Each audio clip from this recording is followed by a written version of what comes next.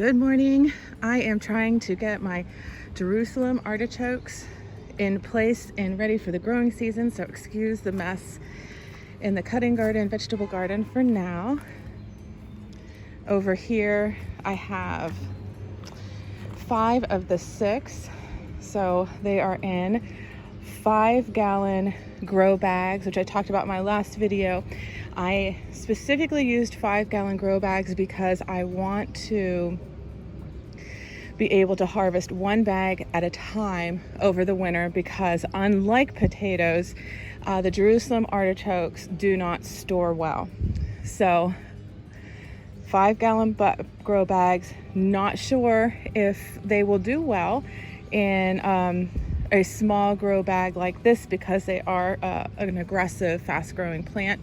But I'm going to give it a try, and then I'm going to have runner beans growing up the Jerusalem artichokes, so that I will have a harvest of beans all summer long, and then it transitions into the Jerusalem artichokes in the fall and the winter, because you want to harvest them, I think, after a good frost or two. That improves the taste, if I'm not mistaken.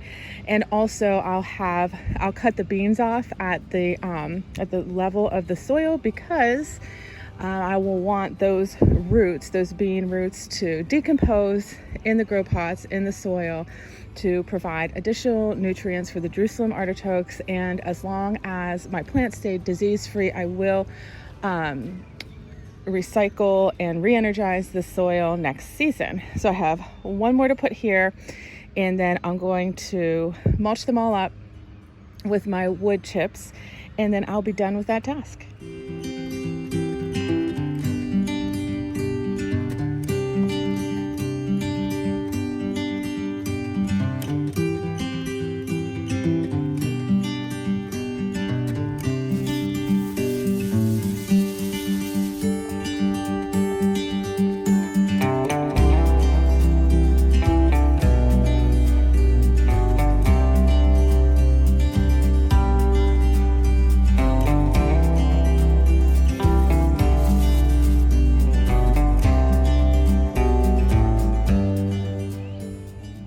And the Jerusalem artichokes are done,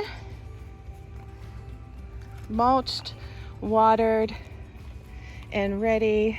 I have the stakes in there, so that if I'm guessing that I'm going to need to tie them up a little bit, because they're so tall. I mean, I think that they get like much taller than those stakes, so they'll probably need to be tied up, and I may even need some more bamboo and just kind of like corral everything right there in a little semicircle. On the back fence there, the runner beans can grow up there as well. Okay, so that's it for this task. I still have more Jerusalem artichokes in the house. They're root cuttings, and I need to get them into dirt and start those. Next up, I'm going to get my artichokes planted up for the season. This first one is a globe artichoke, and the one behind it is an imperial artichoke. I believe the imperial artichoke is better for my area and will perform better in my area, but I'm trying artichokes just generally for the first time this year, so we'll see how they perform in these 5-gallon grow bags. Now, if they're successful and they do well and I can keep wildlife off of them, I will probably plant them in the ground next year, because they are supposed to be a perennial. I can probably mulch them up to keep them even a little bit warmer, and if the wildlife stay off them, then that is fantastic.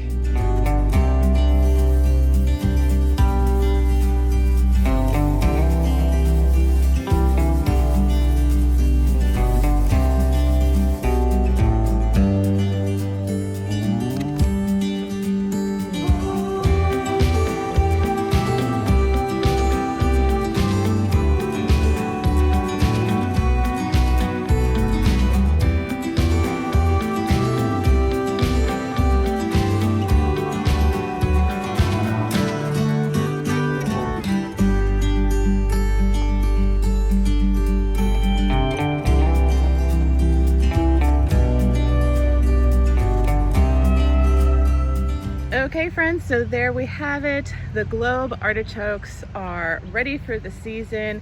Of course, I still have to edge out this whole area and put cardboard down and wood chips down and make it look nice and presentable, but I will do that over the course of the next couple weeks. So yeah, artichokes are in. Globe, Imperial, and then the Jerusalem artichokes are over there, although I don't think they're actually artichokes, and they're not from Jerusalem either. So anyway, okay, I'll see you on the next task. Okay guys, so I think that I told you that I had to dig up some of my dahlias because they actually survived, and I didn't think that they were gonna survive. And one, well, not all of them survived, okay? So, but this one did. I actually got this from, I think it was from Home Depot last year. And it's like an orangish color, and I really loved it, and it never did well because I had it, I should have put it in the front, and they were much smaller than the all the other dahlias in there. And then they also had the problem with whitefly that I had last year. So anyway, I am going to go ahead and pot these up until they're ready for planting in the orange bed with my other orange dahlias that I just recently got from Swan Island. And then I also had a bunch of other Verone's obsidian. I potted this one up. This one is for my mom, and I'm gonna see about getting her into dahlias. But anyway, I have a bunch of this Verone's obsidian that I dug up and probably put on one of my garden groups and give the rest of these away because I was able to put some in the ground. I have this one for my mom, and then I have just extras I don't know what to do with. Although I could probably plant them in one of the native plant beds because they're basically being annual. I think I might do that. Okay, more on that later. So this one's for my mom. I think it's Verone's obsidian. It's I'll put a picture up on the screen. It's like one of those, it's a single, and it has very separated petals, and it's a real pollinator magnet. Okay, so I'm gonna go ahead and pot these. I don't know, I called it like K, and on the label it was like K and J or something. I don't know. I'll have to try and find it online because they are really, really pretty. I'm just gonna be very gentle about this. Wait, hold on. Okay, and for all you dahlia experts out there, I am no dahlia expert, and I am not a gardener that has time to like be gentle. So if you live, you live. If you don't, I'll just treat you as an annual. So let's do that. Okay, so I'm just going to cover all of that with this potting mix. This isn't my normal potting mix, but you know, it's April and I've completely run out of time to do everything. And making my potting mix is such a pain in the butt. I mean, I prefer to have it over anything else, but it really is a pain in the butt. Okay, there's one. And then, let me clean this one up a little bit here. And I really love dahlias. They're so pretty. I just like to not have to do much with my plants.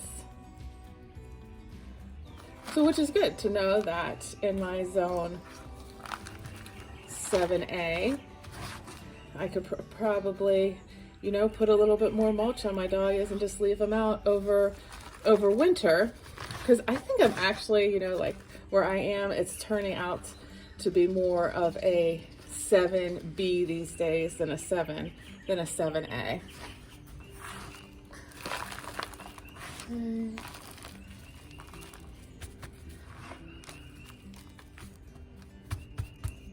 Okay, and then the last one I have here, I don't know if this one's gonna make it, but we shall see, right? Get some of that dirt off.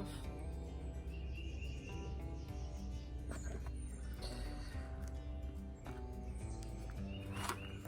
try and be gentle with this one. This one looks a little, watch these things just totally die. I was not light and gentle when I dug these up, so who knows what's gonna happen. Those probably broke anyway. Okay, so I'm just gonna give these a little bit of water, and I'm gonna keep them in a little bit of a protected area until I want to plant them out.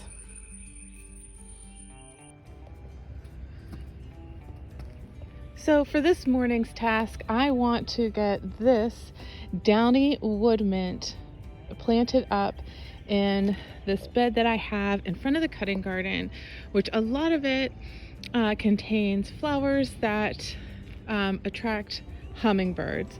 Not all of it, but we have a lot of great blue lobelia in here, and steeplebush, and salvias, and black-eyed Susans.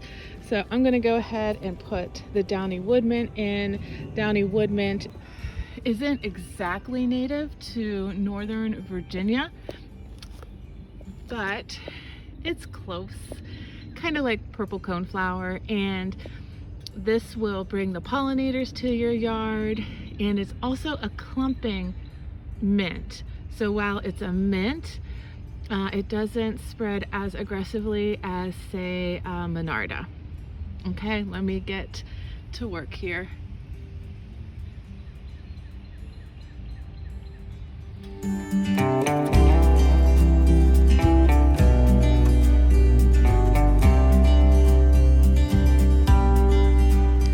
Okay, that was super quick work.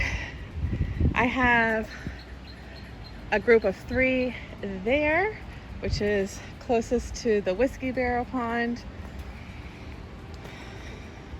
A group here, which is kind of replacing where the oak leaf hydrangea was. A group of 3 here, amongst the bearded irises, and then I just put that last little one right here to have a clump on the end.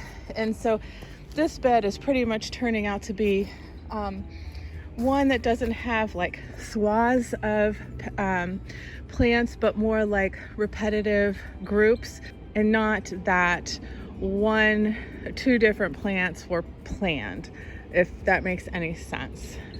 Probably doesn't, but anyway, I think this is gonna look really, really pretty here in the next month. So again, that was Downy wood mint. Great for the pollinators. The deer will stay away from it. Not exactly native to Northern Virginia, but close enough for a plant that's not too aggressive. I have some more plants that I need to move around. I just happened to think about, there are some Marsh marigold in here that I missed. So I'm gonna go put that with the other Marsh marigold, because this is all gonna be the Brunnera. And then I have some more over here, and I'm actually, which is kind of odd for me, but I am going to go buy some more Brunnera because I'm gonna put it here. And then I have one, let's see, here, but I think I could use another one to fill in a little bit faster. So then that would mean that I have 3 like groupings in the bed, which from a design perspective, you want to work in odd numbers. So a cluster here, a cluster there, and then back by where my rain barrel will go. And then just continuing to move around the green and gold, so it becomes just a carpet in here and is green mulch.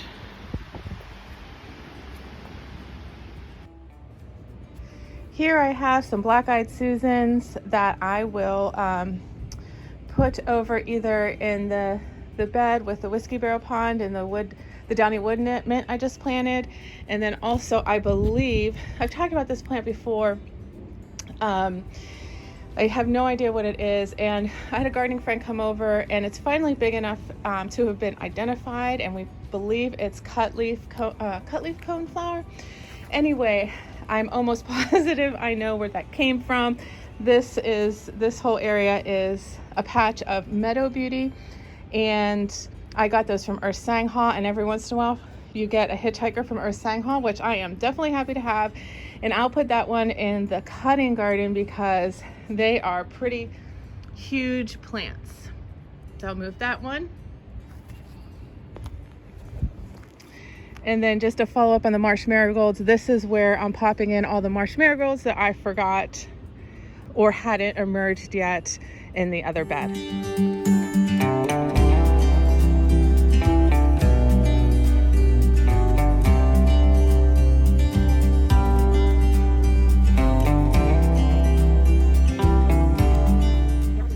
I forgot to video an update of this. Here is where I started to fix up this quote-unquote deer-resistant edible garden plus my natives sunny frame. Put cardboard down where I knew there for surely would be cardboard. I'm using this hose here, this black hose, to try and define the edging line. I got it all messed up right now because, well, because I did, and I don't like what I did earlier. So, well, I'll tell you why, because it might be good for someone else. Right here, I have this curve. That's a pretty sharp curve in a small area.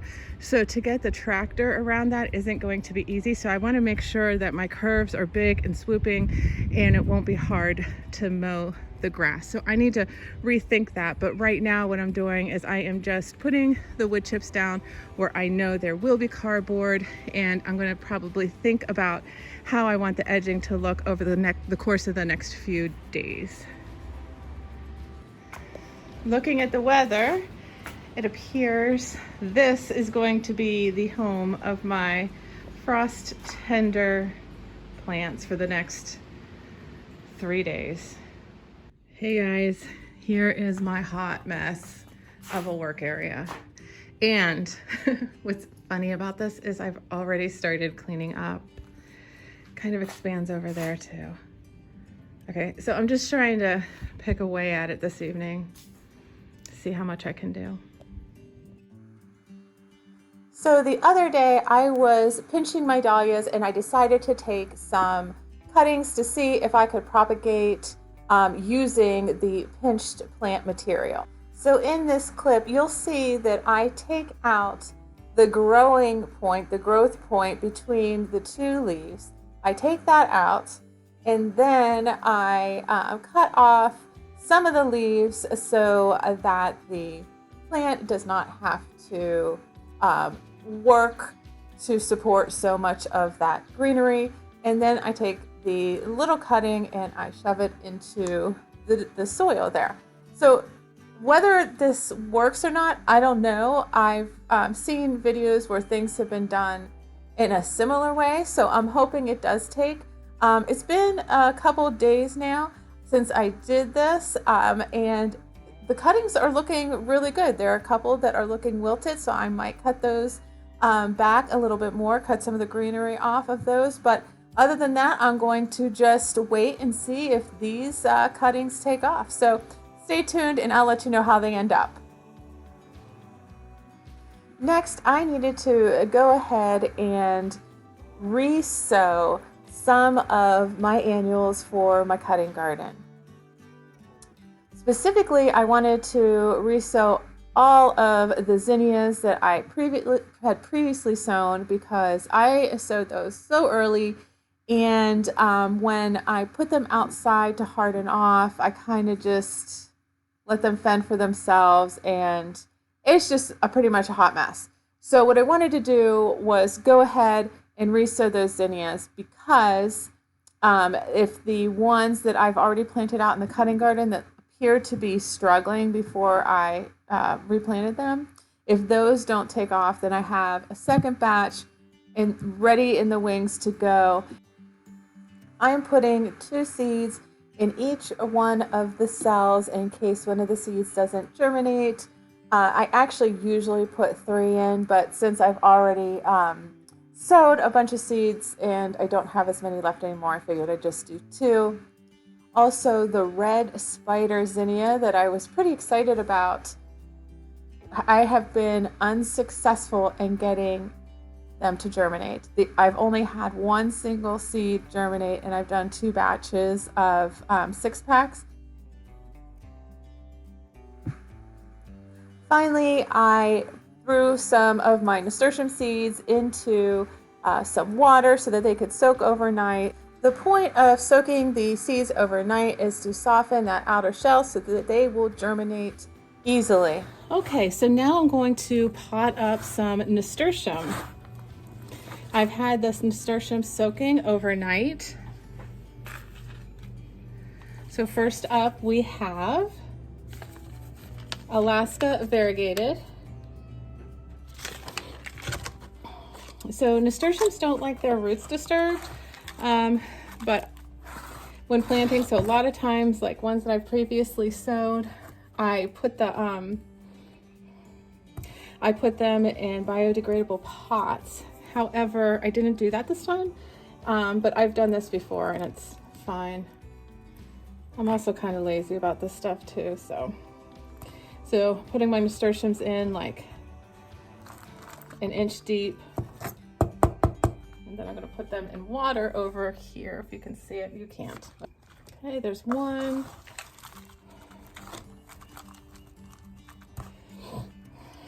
I'm putting 2 seeds in each one, and I'm making holes at least an inch deep. 2 seeds, cover them up, put a little more soil over top. And then into the water. And then this is the last one of the Alaska variegated nasturtium.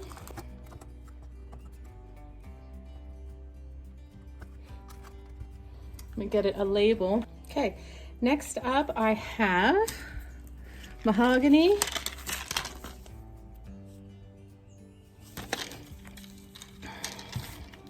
Let me go ahead and do those labels first.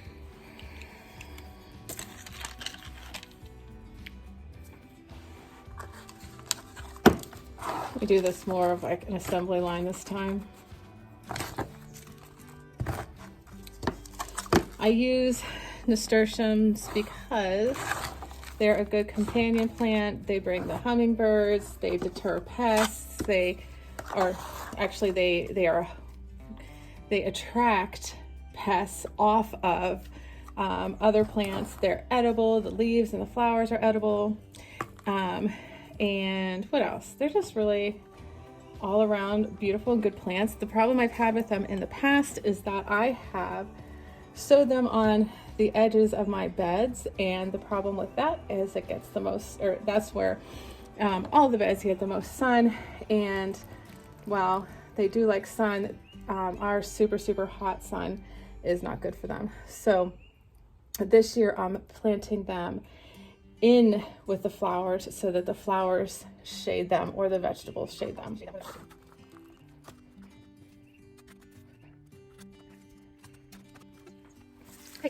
Okay, and last but not least, I'm doing Fiesta blend.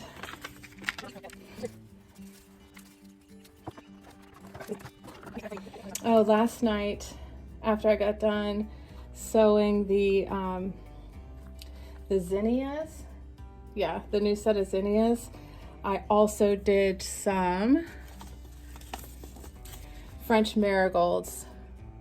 I'm telling you that because I am using a lot of marigolds this year, just like the nasturtiums and the alyssum, as good beneficial insect attractors and to attract pests off of the plants I don't want the pests on, and to use as a green mulch. So the marigolds, I chose these marigolds again in particular just because you can see they're single, so you can see the center where the bees and the pollinators can easily get to. You really want to avoid doubles and flowers that don't have a place for the pollinators to get the nectar, pollen, whatever, because a lot of those cultivated plants, you know, what they do is they take like I'm going to get this all wrong, so I might just put a little description on the screen, but they use like the stamens and then the other parts, the other interior parts of the flower, somehow it turns into more petals, and then so you slowly lose the pieces, the anatomy of the flower that you want, that the pollinators want. So anyway, that is my really horrible, awful unintelligent description of that. But I'll see if I can find something quick on the internet to put up on the screen for a couple seconds so you know what I'm actually talking about. I'm not just like totally, you know, not with it. Okay, these are going to need water, but I need to put some vermiculite on top. Okay, let's see. So why I put the vermiculite on top is, number one, to keep the soil moist. Number two, to detract fungus gnats. And number three, if these happen to be small seeds, a lot of times small seeds need light to germinate, but if you just sow them and put them on the top of the soil, like rain or watering them, if it's outside, will splash the seeds all around or out of the pots. But this is coarse vermiculite, and so if you cover with coarse vermiculite, the sun can get through. Also can use like poultry grit to put on top. There's a bee. You see it? I think he's attracted to my seed packets. It's like, where are those, Michelle? Okay. So anyway, I'm just gonna put some water, or no, that one has water, that one needs water. So yeah, so nasturtiums, zinnias, swallowtail fennel, and marigolds. I should probably do another marigold. Just because I want so many marigolds this year. You know what, I'm gonna do that. Okay, one more thing of marigolds, just to be on the safe side. You know, and the reason why I'm going crazy about, you know, companion planting and stuff like that this year, number one is because I wanted to do it before. I wanted to get more into it and, you know, see some things happen in action with my own eyes. So that is one reason. Another reason is because last year when I was on vacation, my dahlias got a horrible case of whitefly. Oh my gosh, I didn't think they were going to bloom. They actually didn't bloom until like way late. But I was able to, you know, kind of get them recovered. I would spray them off with water, and then I had like this organic mixture that I used where I sprayed it on very late in the evening when all the pollinators were in bed, and that seemed to help as well.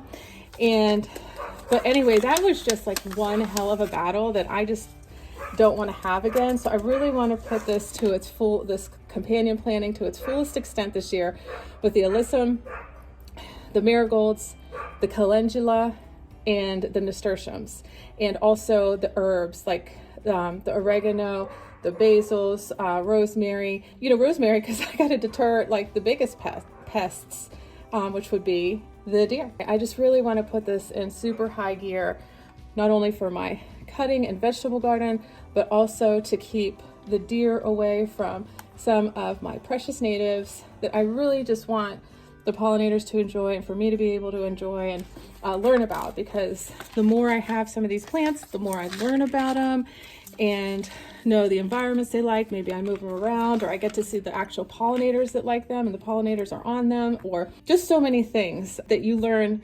hands-on with the plants about what they like and stuff. But if the deer are eating them, or, you know, the white flies are eating them, whatever it is, you lose that opportunity to learn about them. So I'm really putting this in just like taking the companion planting to a whole different level this weekend. I'm not sure if I mentioned this already or not, but this weekend, or maybe even later today if I have time, I'm going to interplant rosemary, because I have the plants now with bottle gentian. And I also talked about putting basil there as well. Now I know those two like different environments, but I like to experiment and see what'll happen. So, you know, so I'm going to put the rosemary in there for now, because I mean, they look so good right now. Maybe I'll just put a picture up on the screen, go run over there and take a picture, but they look so good right now. And I don't want the deer getting into them. I've been spraying like it's called deer stopper. it's like putrefied eggs or something, but they put a lot of lavender in it, so it kind of covers it up a little bit. So I've been doing a good job of that, but I usually stop doing a good job of spraying, I don't know, mid-summer, and then everything goes to hell in a handbasket. So as far as the deer eating stuff. Okay, this is that. So in my, so more, let me just see if I can do this.